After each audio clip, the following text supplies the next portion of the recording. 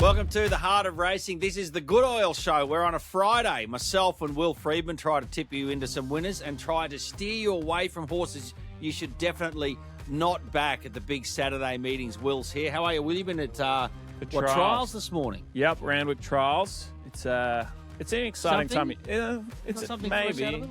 not yet. Oh, okay. Not yet. You got to keep your cards close to your chest until you're ready to. Not for the listeners. I'm not Of the Good Oil. No, but we'll get them on, but just closer to it. You can't back them 2 weeks in advance. Yeah, I know that, but we want to know that they're coming. We want to save a bit up. Okay, let's get straight into it. We always go through these short and sharp ones to start with.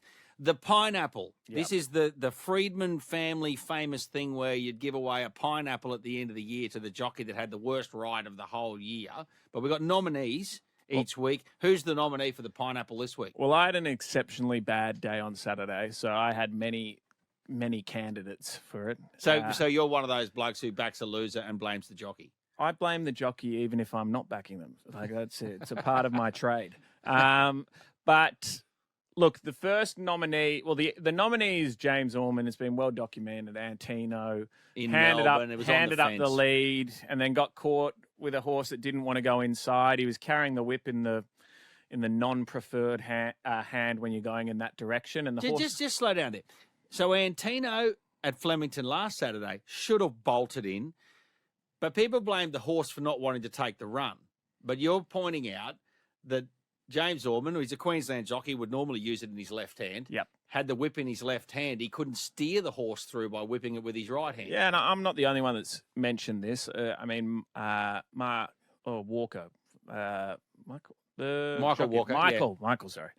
Michael Walker, he said it in his post-race analysis. He said if you're going Melbourne way, you carry the whip in the right hand because sometimes you can use, even though the whip is an encourager for speed, it actually can be a persuader for steering, right? So he's carrying it in his normal hand, which would be his left hand, and the horse was sort of steering out, and it's once he did change the whip hand over into his right hand, the horse actually went and took the inside route. So it's not to say it was a definite, but the horse should have won, and he's a good rider, Jimmy, but I think if he had his time over again, he takes the lead. And he's been replaced off the horse now too, which for Tony Gollan, the Queensland, the dominant trainer up there, was a tough decision for him to do. Was there another one you thought this week?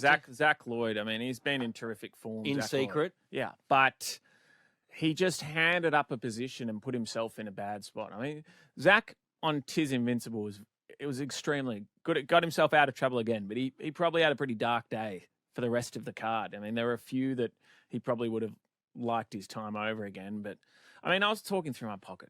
I'd have made it the moral. I was on it and I was hurting. So in secret. Well, I backed Tis Invincible, so I'm glad he rode that well. And we tipped it on the show last week. Okay, the Sayonara, a horse. Look, I'm sacking a horse. It's Zoo Gotcha. First up, it was a red-hot favourite and got rolled, $2.50, and got rolled, ran sixth. Then it ran fourth, second up. It's in again tomorrow in the Golden Pendant. It's had one chance too many for mine, so I'm saying steer clear of Zoo Gotcha tomorrow and maybe for the rest of the carnival. What have you got for me? I am steering away from my cousin and uncle's horse, which is Without a Fight. I think 1,800 first up is a big ask. And people say he's done it before in Europe, he's done it here, but horses just don't win very often when they've got bigger targets later in their prep first up. Look, he's going to have to be a proper class above. Fortunately for him, he's only got to come up against Alligator Blood, which I've already sayonara'd. So I'm in a lose-lose situation here. So you've got two sayonara's in it. We'll get to that race later. It's the Underwood Stakes, the 1,800-metre Group 1 race at Caulfield tomorrow, where Without a Fight first up after that great Queensland Carnival is trying to win. But we'll analyse that race a little bit later on. The So Simple, we know this is named after my father's first horse, and I was a little kid, 7, and that got me involved in horse racing and interested in it. The thing that was so simple for me was after everyone spent a week looking at something else to win, Mr. Brightside, backing up Saturday to Saturday, just went crunch and won. Yeah, he's an amazing horse. What a horse. And I think they bought him out of a maiden a maiden in New Zealand. I think he ran 5th in a maiden or something. $22,000. But was he by Bull Bar or something? Yeah, but he's been a marvel. He's been a marvel. And my So Simple is Militarize. I think Militarize. You're looking ahead. Yeah, I think next week we'll say Militarize. How did we not see this? He was a Group 1 winner as a 2-year-old. A double Group 1 winner. So was Shinzo. I think Cylinder is vulnerable. I don't think Cylinder has been dominant in his victories. I think he's been good without being great. And I think Militarize's first up run was exceptional. slashing. And I think he'll come on for that. So I think next week we'll say that was a really easy. Okay, you're getting ahead with the So Simple. I like it. So that's the Golden Rose tomorrow, Rose. Here we'll get into that race really soon. What we do like to do is cut through an issue, Will Freedman. And this week happens every year in September, about a fortnight ahead of Epsom Day. We have the 2-year-old trials at Randwick, and they're the first time we see the 2-year-olds that were purchased in January at the Magic Millions or in April at the English Easter Sale or the English Classic Sale a bit earlier than that. The first time they step out, and it creates all this hype. And look, I went out there to watch the trials myself because I was just kind of interested to see what was going around. But it is very early, and I went to the parade ring for most of them. They're babies. Yeah, they're tiny. And we had Jamie Walter come out, and we've got in front of me. He's been a great syndicator. So Jamie Walter from Proven Thoroughbreds got 2 horses. Think about it, Private Eye. Yeah, they're great going to be. syndicator. They're in the Everest. And but he came out and gave the stats, which was this is from 2020, so these are mature horses, like they're 5-year-olds now. So he went through and looked at all the horses that trialled in 2020 in the first 2-year-old trials. What's happened to them now? They're 5. So take us through the stats. So he said 86% are now retired or in regional stables, which means they either fell by the wayside physically or they weren't up to city standard. That's what it's implying. 55 of 64 trialers that day are now retired or in regional stables. And 50 or 78% haven't won beyond country or provincial level. So that's pretty damning, and 75% haven't won 100,000. And there's a lot of money on offer in New South Wales now. And sort of what it gets at and what Jamie's getting at is what is the big desire to have a 2-year-old up and running so early? Because the last 7 Golden Slipper winners, the earliest to trial was Shinzo, and Shinzo just trialled and then went out. So it's sort of trialled in mid-October or something. So this is the start of the climb to the Golden Slipper. The Golden Slipper is the pinnacle of horse ownership in Sydney or possibly in Australia. Because if you win the Golden Slipper as a colt, you're worth $25 million the day you cross the line. Yeah. So it's a huge payday. But we've got 2 different trains of thoughts. People that go, well, you don't need to win this race to win the Slipper. It's proven the last 7 years. And then you've got some trainers and some syndicators and some owners that have won a Golden Slipper through going to those early 2-year-old trials. So that's their formula to get there. Yeah. But the stats are telling you it's huge risk. So the last 7 didn't trial on that first 2-year-old trial day. Most trialled in November or December. Yeah. And it just... stay inside for the Freedman. Yeah, it was in January. January it trialled first. And went Shinsaw. It's not to say you're not educating... Richard and my stable is full of 2-year-olds at the moment. Full of it. And you're educating them and getting them. But they're not going to get to the trials, 99% of them. But you're still educating going through the process. But imagine in track work, you're sprinting at full speed for 200 metres or 400 metres.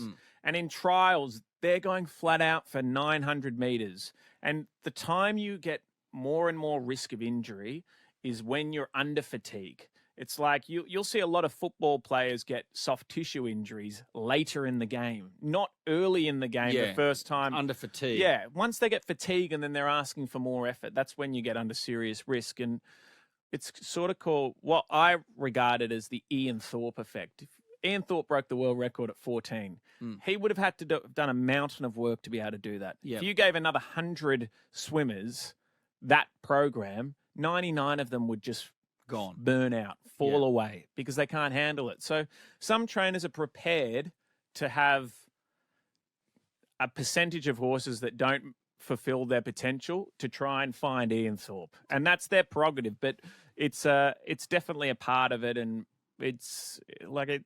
You got to go in eyes wide open. Well, so there's a stat that's interesting though, because the last 7 Golden Slipper winners weren't at those trials, but before that, there was a string of them that were at the trials. I think there was Vancouver went to those early trials. Overreach, Capitalist. Like there were a spate of them before this run of 7. Yeah, and I just think that why breeding's changed, or possibly it's. I'm sure there's a coincidental part of it, but is it the breed? Like there's. Is the breed not able to withstand that amount of pressure anymore, or are the tracks not good enough? Like there's so many variables in training, but all you can go off is what the trend is telling you at the time. Yeah. So when there was that run of, I think it was 4 of 5 between 12 and 7 years ago, they went to those early 2-year-old trials. I'm sure everyone then tried to get their horses to the early 2-year-old trials. You follow the trend. But the trend's now telling us that you don't need to. So why put them under risk to do it? So that's the argument. Jamie was bang on with his stats. It's stats. It doesn't lie. He's not telling you his personal opinion with those stats. He did later on, but I just think that there's a push to keep getting them to these early trials, and it's exciting, but the reality is the results aren't stacking up in the last few years. Rightio, because those early 2-year-old trials, the idea is you try and run first and second in them so you can get into the Breeders' Plate and the Gym Crack, which are both run on Epsom Day, which is on Saturday week. I tell you what's eye-watering for all of us is that the price, the average yearling price of the place getters, right? So there were 10 trials, so there's 30 place getters. The average price of those 30 horses was $460,000. Just some loose change, isn't it? That is a lot of money. It's a lot of gold coins. And Lady to Sort was a $40,000 weanling purchase, and it won one of the trials. So that means you got $1 million horses in that take out the fact it was only 40. Yeah, it's exceptional, the price of yearlings, and it's probably a topic for another day. But we should have become breeders, Will. What were we doing? Well, that's what all trainers say. Mugs game training, but no, it's like. Because when you're buying precocity is valuable and is very transferable. What is precocity in a 2-year-old? So precocity is like, it's easy to put it in human terms, I find, for people to understand. It's like going to the under-7s rugby and seeing the massive kid that's fully muscled up and runs through the other team. Yeah. So you give him the ball, he'll run through and score a try. He'll score 7 tries a week. So that's what these early 2-year-olds are. They're the big, well, they're not always big, but they're the most developed horses. So they've come up in the wither, they're there in the shoulder, the hind quarter. And mentally they're there. They know they're mature for a young horse. And then what happens is over 2, 3, 4 years old, it all compensates. Everyone gets equal, So it's one thing that is very, very recognizable in a pedigree page is precocity. And as long as the type matches the pedigree page, it's a pretty good indicator. And that's why you see 460,000 as the average for place getters, because it is very, you can identify it. But if you go to the average price for the Underwood Stakes, which is a Group 1, it'll be nowhere near as high. Completely different. So precocity is able to be identified, and then people spend a lot of money to identify it. And one of the things is, Will, and you're active at the yearling sales, you have to be. Trainers have to be in this day and age, otherwise you can't compete. So you go to the January Magic Millions sales. So that was what, 8 or 9 months ago. So you buy the horse, it goes straight to the breaker or whatever it does. You try and find people, you might spend 3, 4, 500,000 on that horse. You've got to try and find 10 to 20 owners. Yep. There's not many big money people around who can buy it themselves. And then you say to them, oh, by the way, that $450,000 colt we bought, it probably won't race till it's 3. Yeah. So they're going to pay money for another 2 years before it's nominated for a trial. Absolutely. It's a long time. It is. And it's almost like, as trainers, we take on a huge amount of debt because we're doing it on spec. Like we buy the horse that we like, and then we sell that horse we like to owners. That's in the main. It's not always, but that's usually how it unfolds. And Yeah, people have to be patient, but patience is a virtue in this game because if you give them time, you'll see them fulfill their potential. Chris Waller's been a big advocate of that for a long time, probably at the demise of his 2-year-old success. I know he won the Golden Slipper and had a great year last year, but before then, he's only one. Yeah, but he's always taken the view, I want champions, not 2-year-olds. He's doing a little bit of both now, but for most people, if you spend 50,000 on 10% share, you don't want it broken in the first 6 months either. So you're prepared to give it a little bit more time to make sure you're seeing as much a return on your investment as you can get. Rightio, there you go, early 2-year-old trials. But the thing is, they'll race on Saturday week and we'll all be having a bet in the races because we can't help ourselves. Let's get into this week's big ones. We'll start with Rose Hill. There was a sprinkling of rain. Will there this morning? Would it affect the track? Still be probably, a good track. Probably, and only as much as they would have irrigated anyway. Okay. You know, so it's. I wouldn't say it's a huge difference. Maybe it sits in a soft 6 and gets to a soft 5. That'd be my guess. But it could even be a soft 5 and get back to a 4. So I don't think it'll make a huge amount of difference. It looks pretty intermittent, and I think the weather's supposed to be fairly fine from tomorrow onwards anyway. Okay, there's one race we want to dial in on at Rose Hill. It's the Golden Rose. Now, this is a 1,400-metre race for 3-year-olds. The importance of the Golden Rose is if you're a colt and you win it, it's a stallion-making race. Yeah. But we've got horses in it like Militarize and Shinzo. Shinzo, the Golden Slipper winner, Militarize, that won the Sires Produce and the Champagne Stakes, the Group 1 races for 2-year-olds. They're already stallions. They're already stallions.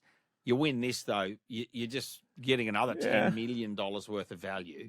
Yeah. I mean, if Shinzo wins this, it's big news. Golden Slipper is very hard for horses that have won the Golden Slipper. It's called the Golden Slipper curse, as you know. It's that the Golden Slipper winners very rarely win races after it because it's been such a big 2-year-old campaign to win that race.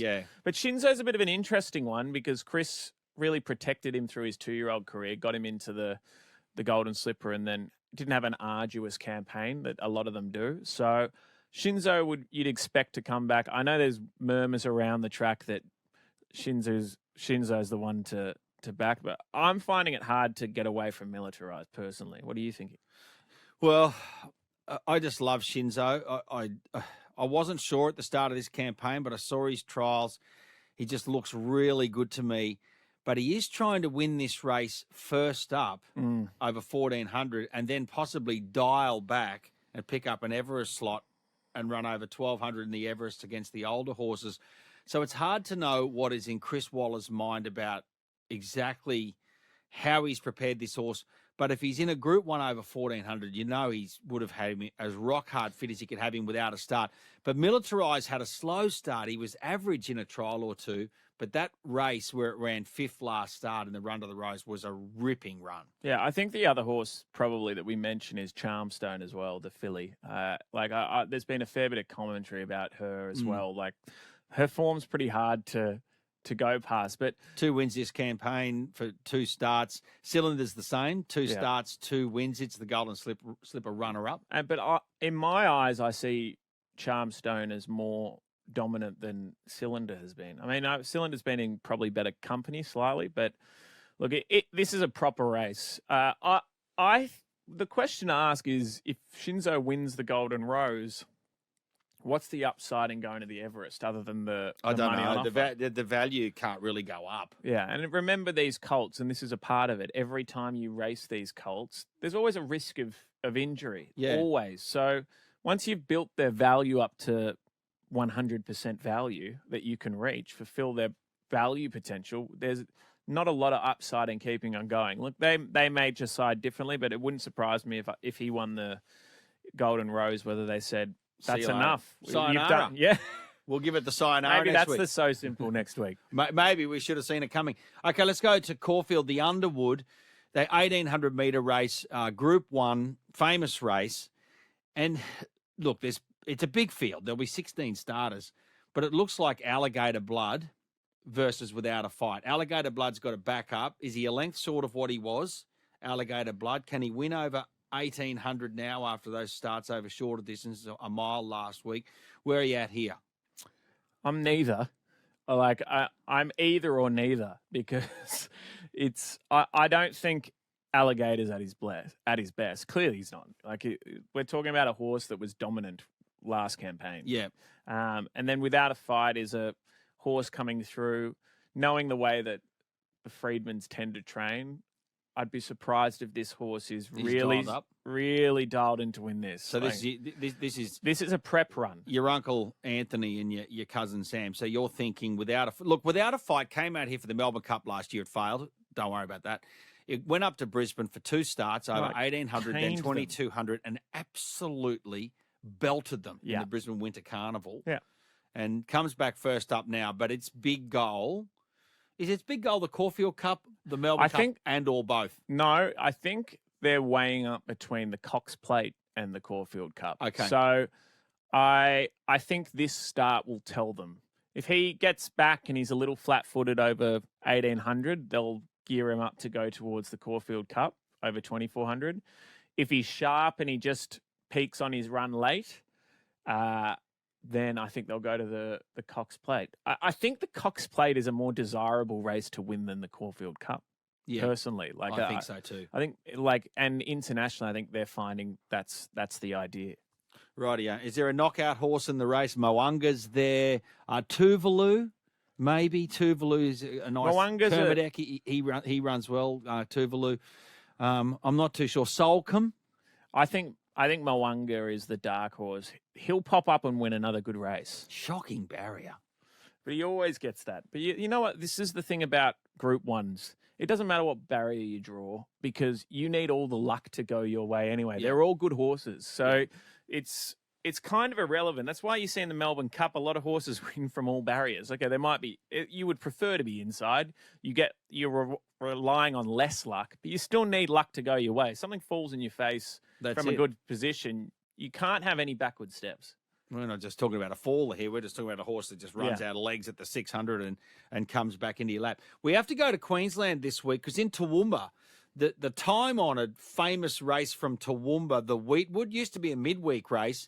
It's now a Saturday feature meeting. It's on, and Yellow Brick is in that race. 10 starts, 6 wins. He's been a touch expensive. He was beaten as a $1.33 favourite last start and as a $2 favourite the start before. That was in its previous campaign. But first up, he's unbeaten. He's $1.65. He's the moral of the day. The whole day. I know Yellow Brick. I know Yellow Brick well. He ran second to us in the Magic Millions. Yeah, to your horse that we've spoken about, Fashion Legend and the Magic Millions 3-year-old, and Bonho. He, I think he's a quality horse. He had some hard luck stories last prep. I mean, the last run he was probably over the top. Yeah. Fine, that happens. But the start before where he was $2.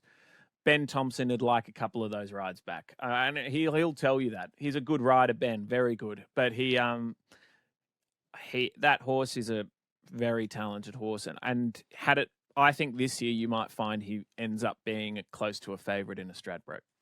In the winter. I think that's what they'll be gearing. He'll run in the Magic Millions again, and then they'll put him away and get him ready for the Stradbroke. And if he can get in this time, because last time he had to win his way in, it's a harder scenario. If he can get his rating up to be in, then you prep him for the grand final. Rather than prepping for a race to get to. Right. It's like the afterthought. It's like Carlton this week in the AFL. You know, like when they get pumped up at the Gabba, then people go, oh, it was their grand final last week.